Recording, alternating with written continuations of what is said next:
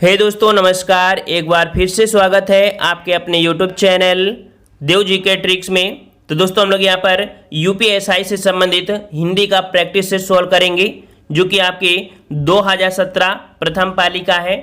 और हमने आपको बता दिया है कि लगभग जितने भी प्रैक्टिस सेट होते हैं हम अपने जो रेगुलर क्लास होती है आपकी 8:30 बजे रात में, ये हमारा हिंदी का एक फिक्स है। और लगभग यहाँ पर 500 से ज़्यादा प्रैक्टिस सेट आपके यहाँ पर सॉल्व कराए जा चुके हैं। तो हिंदी में आप किसी भी स्टेट की तैयारी कर रहे हैं तो आपकी 8:30 बजे आपकी हिंदी की क्लास प्रॉपर होती है। ठीक है, तो इसमें लगभग आपके सॉल्व करा दिए जाते हैं। ये टेस्ट पेपर भी आपको सॉल्व करा दिया गया है। तो जो बच्चे अभी 8:30 बजे नहीं आते हैं तो 8:30 बजे जरूर आया करिए। वहाँ पर आपको ऑल स्टेट की यहाँ पर कह सकते तैयारी कराई जाती है। ठीक है, तो हम लोग यहाँ पर सॉल्व करते हैं जो कि आपका हिंदी का प्रैक्टिस सेट होगा। और सभी लोग यहाँ पर सहयोग करेंगे, ज़्यादा से ज़्यादा वीडियो शेयर करेंगे, ज़्यादा से ज़्यादा व्यू आएंगे तो उतने ज़्यादा से ज़्यादा आपको कह सकते हैं कि आपके वीडियो भी मिलना शुरू हो जाएंगे। तो यहाँ पर हम लोग प्रैक्टिस से सॉल्व कर रहे हैं जो कि आपकी यूपीएसआई 2017 का है। काफ़ी अच्छे आपके प्रश्न हैं और देखते हैं कि किस प्रकार के क्वेश्चन पूछे जाते हैं, क्योंकि काफ़ी बच्चे नए भी होंगे जो इस कह सकते हैं इस बार एग्जाम में भाग ले रहे होंगे। तो अगर इनमें आप 40 में अगर 35 सॉल्व कर लेते हैं तो ये समझिए कि आपकी हिंदी बिल्कुल बेहतरीन हो गई है। ठीक है, 2-3 प्रश्न तो ऐसे होते ही हैं कि हो सकता है आपको आए, हो सकता है ना भी आए। ठीक है, तो कोई दिक्कत नहीं है। 35 आप सॉल्व कर लेंगे तो समझिए कि आपकी हिंदी अच्छी हो गई है। आप लोग कमेंट जरूर करिएगा कि आप लोगों के यहाँ पर इस टेस्ट में कितने नंबर आए हैं। ठीक है, चलिए जितने लोग जुड़ चुके हैं सभी लोग वीडियो लाइक कर दे एक बार। और आवाज़ आ रही है हमारी ना? चलिए, तो आवाज़ आ रही तो हम लोग स्टार्ट करते हैं। और अगर आप नए हैं तो चैनल को सब्सक्राइब करने के साथ साथ प्लेलिस्ट के माध्यम से सभी वीडियो देखते चलिए। यहाँ पर प्रश्न आपसे पूछा गया है कि रोमन लिपि का प्रयोग किस भाषा के लिए नहीं होता है। यहाँ पर साथियों क्या लिखा है? नहीं शब्द। तो याद रखिए रोमन लिपि का प्रयोग जो कह सकते हैं किस भाषा के लिए नहीं होता है। यहाँ पर जवाब सही क्या हो जाएगा? आपके लिए टफ हो सकता है। और यहाँ पर जवाब आ रहे हैं बिल्कुल सही जवाब यहाँ पर आपका हो जाएगा बी नंबर, कुल्लई। ठीक है, याद रखिएगा कि रोमन लिपि का प्रयोग जो आपका होता है वो कह सकते हैं स्पेनिश, जर्मन, फ्रेंच अर्थात जो विदेशी भाषाएं हैं वहाँ पर प्रयोग आपका रोमन का होता है। बल्कि एक कुल्लई भाषा जो आपकी है ये आपकी हिमाचल प्रदेश की क्षेत्रीय भाषा है। ठीक है, हिमाचल प्रदेश की क्षेत्रीय भाषा है, इस कारण ये रोमन लिपि की भाषा में प्रयोग नहीं होती है। याद रखिएगा ऑप्शन राइट आपका बी सही हो जाएगा। ठीक है, चलिए नेक्स्ट क्वेश्चन दिया है कि निम्न में से किस शब्द का समानार्थी भीरू है। किस शब्द का समानार्थी भीरू है? भीरू तो आपको पता होना चाहिए भीरू का अर्थ क्या होता है, भीरू का समानार्थी क्या होता है। तो याद रखिए भीरू का समानार्थी कायर होता है। क्या होता है? भीरू का समानार्थी कायर होता है। इसलिए ऑप्शन राइट आपका बी सही हो जाएगा। जिसका जवाब बी आया है बिल्कुल सही जवाब है। नेक्स्ट क्वेश्चन है टिड्डी शब्द का बहुवचन क्या है। टिड्डी शब्द का बहुवचन, चलिए साथियों टिड्डियों का प्रकोप चल रहा है और यहां पर आपको बताना है टिड्डी शब्द का बहुवचन। सही जवाब क्या हो जाएगा? तो यहां पर ऑप्शन बिल्कुल सही जवाब आ रहे हैं टिड्डी दल। ठीक है, आपने सुना होगा कि टिड्डी दल आपका उड़ता हुआ इस क्षेत्र को नष्ट कर दिया, ये ऐसे आपने सुना होगा ना। तो ऑप्शन आपका सी हो जाएगा टिड्डी दल। ठीक है, नेक्स्ट क्वेश्चन है समभाषा से आशय क्या है।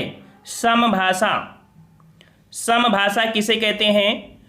तो यहां पर जवाब सही हो जाएगा ऑप्शन राइट आपका यहां पर समान भाषा। ठीक है, समान भाषा यह कह सकते हैं कि आपका मिलकर बोलना। ठीक है, समान भाषा ये कह सकते हैं मिलकर बोलना। ऑप्शन आपका यहां पर सी सही हो जाएगा।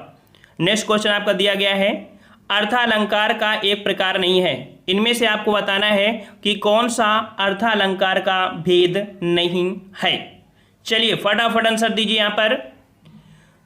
तो अर्थालंकार में जो आपके होते हैं रूपक है ना, उपमा, उत्प्रेक्षा, भ्रांति, संदेह, दृष्टांत, विभावना, ये होते हैं। लेकिन अतिशयोक्त ये आपका नहीं होता है। ठीक है, तो ऑप्शन आपका डी हो जाएगा अतिशयोक्त, ये अर्थालंकार का भेद नहीं है। ठीक है, चलिए नेक्स्ट क्वेश्चन दिया गया यहाँ पर कि दीप जले शंख बजे किस रचनाकार की कृति है। थोड़ा सा आपके लिए टफ हो सकता है। दीप जले शंख बजे किस रचनाकार की कृति है। और जितने लोग यहाँ पर आते जा रहे हैं सभी लोग वीडियो लाइक कर दीजिए भाई। वीडियो लाइक कर दीजिए, हम थोड़ा और स्पीड में और अच्छे से हो जाएं, हमारी भी आवाज़ कड़क हो जाए। ये आपके लाइक के ऊपर डिपेंड होता है कि आप कितना लाइक करते हैं। जितना ज़्यादा लाइक करते हैं उतनी ज़्यादा एनर्जी हम लोगों को मिलती है। ठीक है, तो दीप जले शंख बजे किस रचनाकार की कृति है? यहाँ पर आपका जवाब सही हो जाएगा 6 का ऑप्शन राइट, डी नंबर हो जाएगा, कन्हैयालाल मिश्र प्रभाकर की है। याद रखिए, कन्हैयालाल मिश्र प्रभाकर की है। ठीक है, और नेक्स्ट क्वेश्चन की ओर आते हैं। क्वेश्चन आपसे अगला पूछा है कि रचना के आधार पर सरल वाक्य और वाक्य के भेद, अर्थात यहाँ पर ऐसा कौन सा ऑप्शन भर दिया जाए जो आपको यहाँ पर सही हो जाएगा। तो रचना के आधार पर सरल वाक्य, संयुक्त वाक्य और मिश्र वाक्य, ये वाक्य के भेद होते हैं। रचना के आधार पर सरल वाक्य, संयुक्त वाक्य और मिश्र वाक्य, अर्थात 3 प्रकार के भेद होते हैं, जो कि ऑप्शन राइट आपका यहाँ पर बी सही हो जाएगा। जिन साथियों का जवाब यहाँ पर बी आ रहा है बिल्कुल राइट आंसर है। चलिए नेक्स्ट क्वेश्चन दिया गया है कि इनमें कौन सा परिमाणवाचक विशेषण का उदाहरण नहीं है। चलिए साथियों, नहीं शब्द है, और साथियों जरूर इसको ध्यान दिया करिए एग्जाम में, नहीं शब्द। ठीक है, क्योंकि एग्जाम में जल्दी जल्दी में आप गलती कराते हैं और ऐसा सबसे होता है। ठीक है, तो नहीं शब्द आपका दिया है। और परिमाणवाचक में देखिए 50 गज जमीन एक संख्या है, अर्थात एक फिक्स है, 2 किलो 10 लीटर, अर्थात ये फिक्स है ना। लेकिन अनगिनत तारे, ये कह सकते हैं विशेषण आपका परिमाण विशेषण नहीं है। ठीक है, तो 8 का जवाब यहाँ पर क्या हो जाएगा?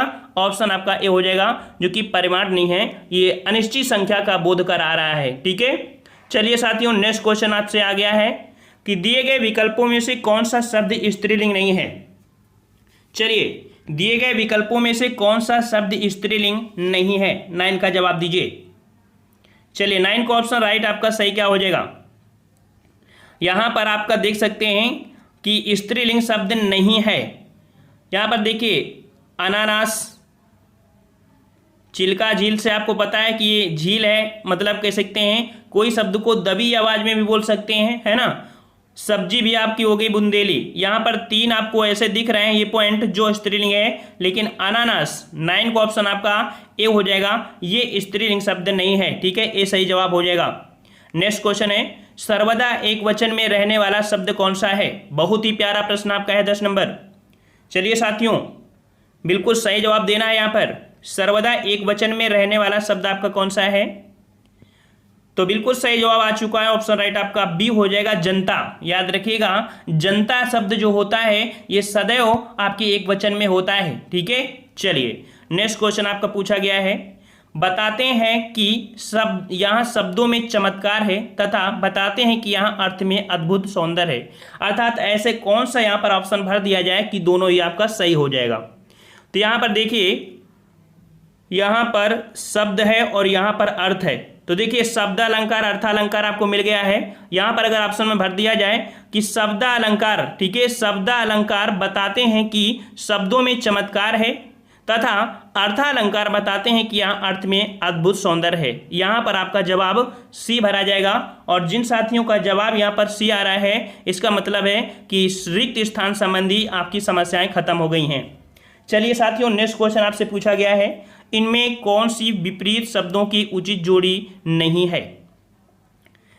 तो यहाँ पर देखिए दिया है अग्ग का विज्ञ, है ना, शुक्ल का कृष्ण होता है, बर्बर का शब्द होता है। यहाँ दिया है अपाच्य, अपाच्य का दिया है कुपाच्य, जो कि गलत है। याद रखिएगा, अपाच्य का कुपाच्य नहीं होता है। ठीक है, अपाच्य का कुपाच्य नहीं होता, तो होता क्या है? तो अपाच्य का होता है सुपाच्य। क्या होता है? सुपाच्य होता है। इस कारण से ऑप्शन आपका बी गलत दिया गया था। चलिए साथियों नेक्स्ट क्वेश्चन दिया है कि समानार्थी शब्द के आधार पर यमुना शब्द के लिए उचित समूह को चुनिए। चलिए यमुना शब्द का यहाँ पर उचित बताना है, और काफ़ी अच्छा टेस्ट है। सभी लोग वीडियो लाइक कर दीजिए, अभी तक जिन लोगों ने लाइक नहीं किया है। और यहाँ पर यमुना के लिए उचित समूह यहाँ पर देखो आका दिया है, कालिंदी है और यहाँ भी कालिंदी है ना। अब बात आती है कि कृष्णा सूर्य सुता, और यहाँ अबुध है या अम्बुद हो जाएगा। ठीक है, यहाँ पर देखिए कालिंदी, कृष्णा और सूर्यसुता, ये आपका जो ऑप्शन बी है सही हो जाएगा। अब यहाँ भी कालिंदी है और सूर्यसुता है, लेकिन अबुध अर्थात अम्बुद। ठीक है, अबुध मतलब अम्बुद होता है, अर्थात ये बादल की पर्यायवाची है। ठीक है, तो इस कारण से ये आपका ऑप्शन गलत हो जाएगा। राइट आंसर आपका यहाँ पर बी सही हो जाएगा। नहीं, ठीक है, चलिए नेक्स्ट क्वेश्चन दिया गया है, दिए गए विकल्पों में से कौन सा विकल्प मुहावरा है। चलिए भाई यहाँ पर बिल्कुल सही जवाब देना है। हमने कई बार आपको यहाँ पर इसकी पहचान बताया है कि मुहावरा और लोकोक्ति में डिफरेंस क्या होता है। और मुहावरे की पहचान करना तो सबसे इजी है कि जिस भी मुहावरे में लास्ट में ना लगा होता है वो आपका मुहावरा होता है। ये 99% आपकी एक ट्रिक ये कह सकते हैं पहचान होती है, ठीक है। तो यहाँ पर पत्थर की लकीर होना ना शब्द आपको इंगित कर रहा है कि ये आपका क्या है, मुहावरा है। तो ऑप्शन राइट आपका ए सही हो जाएगा। चलिए ध्वंस शब्द का विलोम शब्द क्या है, ध्वंस शब्द का विलोम बताना है। और ध्वंस का विलोम यहाँ पर सही क्या हो जाएगा आपका 15 का सही का जवाब। यहाँ पर ध्वंस का अर्थ होता है नष्ट होना, ठीक है। ध्वंस का अर्थ होता है नष्ट होना, अर्थात इसका विलोम बनेगा निर्माण होगा, ठीक है, निर्माण। तो 15 का ऑप्शन आपका सी सही हो जाएगा, जिसका जवाब सी आया है बिल्कुल सही जवाब है। चलिए अगला क्वेश्चन है, अत्याचार का फल अच्छा नहीं, अत्याचार का फल अच्छा नहीं, यह वाक्य किस लोकोक्ति का अर्थ प्रकट करता है। अत्याचार का फल अच्छा नहीं, देखते हैं कि जंगल में मोर नाचा किसने देखा, ये तो होगा नहीं। चमगादड़ के मेहमान उल्टे लटकते, ये भी नहीं है। तलवार का खेत रहा नहीं होता, तलवार का खेत रहा नहीं होता, यहाँ पर जवाब आपका सी सही हो जाएगा। अत्याचार का फल अच्छा नहीं होता अर्थात तलवार का खेत हरा नहीं होता है, हरा नहीं होता है, ऑप्शन आपका सी हो जाएगा। चलिए साथियों, तुलसी मन मंदिर में बिहरें, यह पंक्ति किस अलंकार से अलंकृत की गई है।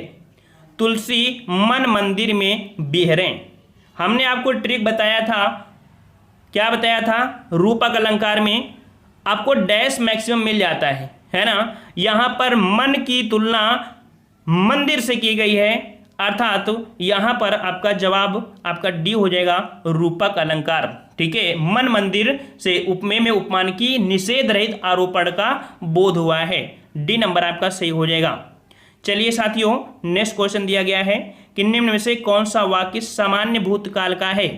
सामान्य भूतकाल का पूछा गया है, और देखिए सामान्य भूतकाल, और सामान्य भूतकाल यहां पर होता है क्या कि जैसे कि वर्षा, ये आपका नंबर ए आपका सही हो जाएगा, वर्षा हुई, ठीक है, वर्षा हुई। मान लीजिए अपने फ्रेंड से आप फोन कर रहे हैं और पूछा कि आज वर्षा हुई थी, तो आप बोलते हैं हाँ वर्षा हुई, है ना।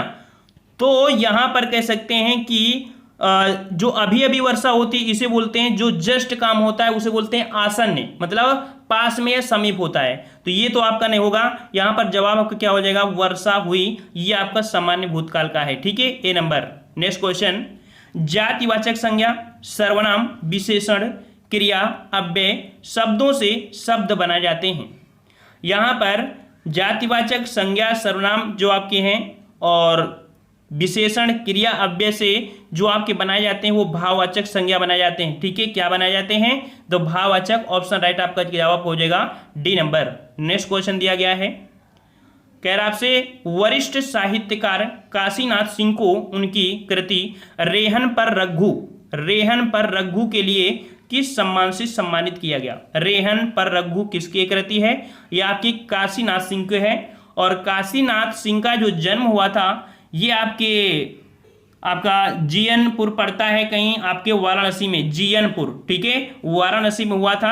और इनको कह सकते हैं 2011 में साहित्य अकादमी पुरस्कार दिया गया था, ऑप्शन आपका बी हो जाएगा, यह आपका 2011 में दिया गया था, रेहन पर रघु।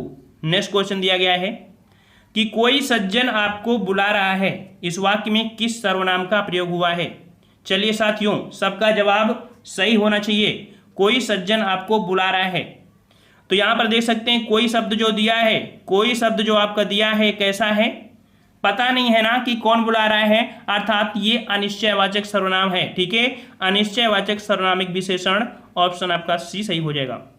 चलिए नेक्स्ट क्वेश्चन दिया गया है कि बिना दीवारों का घर, बिना दीवारों का घर, मनु भंडारी की यह कृति किस विधा पर आधारित है। बिना दीवारों का घर, और 22 का ऑप्शन राइट आपका जवाब सही हो जाएगा।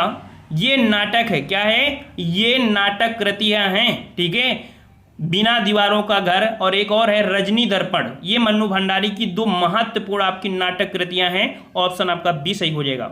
नेक्स्ट क्वेश्चन है, पारा ना उतरना, यहाँ पर देखो ना शब्द है ना और मुहावरा है ना, हमने बताया कि मुहावरा वो होता है जिसके लास्ट में ना मिलता है, ठीक है। तो मुहावरा मतलब यहाँ पर दिया पारा ना उतरना, मुहावरे का उचित अर्थ दीजिए। चलिए जवाब दीजिए फटाफट। और यहाँ पर पारा ना उतरना बिल्कुल सही जवाब आ चुका है। ऑप्शन आपका 23 को ऑप्शन राइट आपका हो जाएगा डी नंबर, अशांत होना, ठीक है, अशांत होना। नेक्स्ट क्वेश्चन है, इनमें से कौन सा शब्द सरस्वती शब्द का समानार्थी नहीं है? समानार्थी नहीं है, थोड़ा सोच समझकर इसका जवाब दीजिएगा। यहाँ पर देख सकते हैं कि यहाँ पर सरस्वती की देखिए शारदा होता है, वागीश्वरी होता है ना। यहाँ पर दिया है सुधी और दिया है आपका श्री। याद रखिए सुधी जो आपका होता है ये कह सकते हैं पंडित या ज्ञानी का पर्याय है, ठीक है। और यहाँ पर जो श्री है, श्री ये लक्ष्मी का पर्याय है। तो यहाँ पर इस प्रश्न के जो आपके आंसर होंगे ए और सी हो जाएगा, ठीक है साथियों, समझ में आया ना। यहाँ पर थोड़ी सी त्रुटि है, यहाँ पर दो ऑप्शन यहाँ पर आपके कह सकते हैं सरस्वती के समानार्थी नहीं है, ए और सी हो जाएगा इसका जवाब। चलिए अगला क्वेश्चन है, हिंदी वर्णमाला में स्वरों की संख्या बताइए। हिंदी वर्णमाला में स्वरों की संख्या बताइए। यहाँ पर सही जवाब यहाँ पर बिल्कुल सही जवाब आ चुका है। ऑप्शन राइट आपका यहाँ पर ए हो जाएगा, 11 होती। याद रखिए कभी भी पूछे तो आपको स्वरों की संख्या कितनी बताना है तो 11 ही बताना है। ऑप्शन आपका ए सही हो जाएगा। नेक्स्ट क्वेश्चन है, यह पंक्ति यमक अलंकार का भेद नहीं है। अलंकार का भेद नहीं है। डायरेक्ट दो क्वेश्चन शायद रह गए, छूट गए होंगे, माफ करिएगा। चलिए 28 के जवाब दीजिए जो भी है। यहाँ पर आपका दिया है कि पंक्ति यमक अलंकार का भेद नहीं है। देखिए 28 नंबर में सूरज है जग का बुझा बुझा। यहाँ पर देखो बुझा का अर्थ बुझा ही होता है, अदर कुछ नहीं होता है, ठीक है। तो आपका जवाब यहाँ पर यमक अलंकार में यही भेद आपका नहीं होगा। यहाँ पर देखिए कुल का अर्थ मिलता है आपका, 3 बेर खाती ये भी मिलता है, मन का ये भी आपको मिलता है। इनके अर्थ होते हैं लेकिन इसका कोई अर्थ नहीं होता है, इसका अर्थ सिर्फ बुझा ही होता है। तो ऑप्शन आपका ए हो जाएगा, ये यमक अलंकार का भेद नहीं है। ऑप्शन राइट आपका ए हो जाएगा। चलिए साथियों नेक्स्ट क्वेश्चन का जवाब बिल्कुल सभी को देना है कि किस वर्ष हिंदी भाषा को राजभाषा के रूप में मान्यता दी गई। किस वर्ष हिंदी भाषा को राजभाषा के रूप में मान्यता दी गई? बिल्कुल सही जवाब आ चुका है। 29 को ऑप्शन राइट आपका हो जाएगा 14 सितंबर 1949, ठीक है। 14 सितंबर 1949 को यहाँ पर हिंदी को राजभाषा के रूप में मान्यता प्रदान की गई। चलिए नेक्स्ट क्वेश्चन का आते हैं। और साथियों वीडियो लाइक कर दीजिए, सभी लोग वीडियो लाइक कर दीजिए। अगर आपको लगता है कि नहीं हम इस चैनल से कुछ ज्ञान प्राप्त कर रहे हैं तो हमको भी आपसे कुछ प्राप्त करना है, आप सिर्फ लाइक कर दिया करिए तो पता चले कि नहीं आप लोग लाइक करते हैं, इसका मतलब है कि आप लोग को हम जो पढ़ा रहे हैं बहुत अच्छा लगता है। चलिए यहाँ पर दिया है मानक वर्तनी के आधार पर शुद्ध शब्द पहचानिए। मानक वर्तनी के आधार पर शुद्ध शब्द पहचानिए, 30 का जवाब देना है। और यहाँ पर सही जवाब क्या हो जाएगा? 30 का ऑप्शन राइट। मृत्यु दंड जो लिखा जाता है, याद रखिएगा मृत्यु दंड जो लिखा जाता है वो आपका लिखा जाएगा ऑप्शन सी इस प्रकार से, ठीक है। कहीं कहीं आपको मृत्यु दंड में जो ये आपका जैसे ऐसे लिख दे रहे हैं मृत्यु, तो आपका यहाँ पर बिंदी लगा देते हैं, ठीक है, वो भी आपका सही हो जाता है। तो यहाँ पर आपका सी सही हो जाएगा। नेक्स्ट क्वेश्चन दिया है कि जब कोई वाक्यांश अपना सामान्य अर्थ छोड़कर विशेष अर्थ की ओर संकेत करता है उसे क्या कहते हैं? तो जब कोई वाक्यांश अपना सामान्य अर्थ छोड़कर विशेष अर्थ की ओर संकेत करता है उसे क्या कहेंगे? तो उसे बोलते हैं मुहावरा, ठीक है, उसे मुहावरा बोलते हैं। ऑप्शन आपका डी सही हो जाएगा। नेक्स्ट क्वेश्चन है बेल शब्द का बहुवचन बताइए। बेल शब्द का बहुवचन बताइए। बेल का बहुवचन क्या होता है? बेलें होता है। ऑप्शन आपका बी सही हो जाएगा, बेलें, ठीक है। नेक्स्ट क्वेश्चन आपसे अगला पूछा गया है कि आधुनिक हिंदी की सबसे सशक्त कवियत्रियों में से एक होने के कारण आधुनिक मीरा के नाम से जाना जाता है। तो यहाँ पर आधुनिक मीरा के नाम से किसे जानते हैं? चलिए आधुनिक मीरा के नाम से किसे जानते हैं? सही जवाब यहाँ पर 33 को बताना है और बिल्कुल सही जवाब है यहाँ पर ऑप्शन बी हो जाएगा, महादेवी वर्मा को, ठीक है। किसको? महादेवी वर्मा को यहाँ पर आधुनिक हिंदी की सशक्त कवित्रों में से कहा जाता है, याद रखिएगा। और इन्हें यामा रचना के लिए 1982 में ज्ञानपीठ पुरस्कार भी मिला था। ठीक है, चलिए नेक्स्ट क्वेश्चन दिया है कि 34 से 36 यहाँ पर गद्यांश दिया है। हमने आपको बताया था गद्यांश को देखकर ये मत समझना कि ये गद्यांश है। कभी कभी ऐसा होता है कि इसके जो शब्द होते हैं वो गद्यांश से मिलते नहीं हैं, बिल्कुल अलग होते हैं। जैसे कि आज के गद्यांश में ये जो प्रश्न दिए हैं गद्यांश में, वो गद्यांश रिलेटेड नहीं होंगे। देख सकते हैं कि इसी से कुछ वर्ड लिए गए हैं लेकिन उसका अर्थ पूछा गया है, जो कि यहाँ पर आपका दिया गया है। देख सकते हैं कि वे धैर्य और संयम बनाए रखते हैं, इस वाक्य का काल पहचानिए। देखिए ये गद्यांश में क्या दिया था, या आप पढ़ेंगे तो ऐसा नहीं है, लेकिन इसकी पहचान करने के लिए आपको दिया है। तो वे धैर्य और संयम बनाए रखते हैं, आप लोगों को इसलिए बता रहे हैं क्योंकि आप ऐसा मत समझिए कभी कभी टाइम नहीं होता है तो बोलते हैं गद्यांश को हम बाद में सॉल्व कर लेंगे, और बाद में ऐसे होता है कि गद्यांश के क्वेश्चन नहीं होते, वो गद्यांश रिलेटेड कुछ वर्ड ले लेते हैं जो कि आपके जनरली क्वेश्चन होते हैं, है ना। तो गद्यांश को भी थोड़ा सा देख लिया करिएगा। ठीक है, तो वे धैर्य और संयम बनाए रखते हैं, ये जो वाक्य है ये किसका वाक्य है? तो यहां पर जवाब हो जाएगा सामान्य वर्तमान काल। किसका है? ये सामान्य वर्तकाल है। ठीक है, ऑप्शन आपका सी हो जाएगा। नेक्स्ट क्वेश्चन है वीर शब्द का स्त्रीलिंग क्या है? वीर शब्द का स्त्रीलिंग क्या है? आपके मैच खा रहा है गद्यांश से? नहीं खा रहा है ना। तो यहां पर वीर शब्द का स्त्रीलिंग क्या हो जाएगा? सही जवाब 35 का ऑप्शन वीरांगना बनता है। ठीक है, वीरांगना बनता है। जो पहले जमाने में राजा लोग रहते थे तो वहां पर स्त्री को वीरांगना शब्द बोलते थे, जो स्त्री वीर होती थी। ठीक है, चलिए नेक्स्ट क्वेश्चन है कि अडिग शब्द में निम्न में से कौन सा प्रयुक्त किया गया है? यहां पर आपको बताना है कि अडिग शब्द में क्या प्रयुक्त किया गया है। इन ऑप्शन में संज्ञा, अव्यय, प्रत्यय, उपसर्ग, क्या शब्द होगा? तो यहां पर अडिग शब्द जो आपका है, यहां पर आ शब्द जो आपका है, ये आपका उपसर्ग है और इसका अर्थ होता है नहीं। ठीक है, तो यहां पर आपका जवाब सही हो जाएगा आपका क्या? डी नंबर, उपसर्ग हो जाएगा। आ शब्द आपका यहां पर उपसर्ग है। ठीक है, चलिए साथियों नेक्स्ट क्वेश्चन है कि दो या दो से अधिक अत्यंत समीपस्थ वर्णों के मेल से जो परिवर्तन होता है वह क्या है? यहां पर सही जवाब देख सकते हैं दिया है संधि। संधि विच्छेद तो हो नहीं सकता है ना। यहां पर संधि 37 को ऑप्शन आपका ये हो जाएगा कि दो या दो से अधिक अत्यंत समीप वर्णों के मेल से, और वर्णों के मेल से आपकी संधि बनती है। ऑप्शन आपका ए सही हो जाएगा। नेक्स्ट क्वेश्चन दिया गया है साथियों कि वर्ण शब्द, यहां पर देखिए रिक्त स्थान में क्या भरा जाए कि ये वाक्यांश आपका पूरा हो जाए।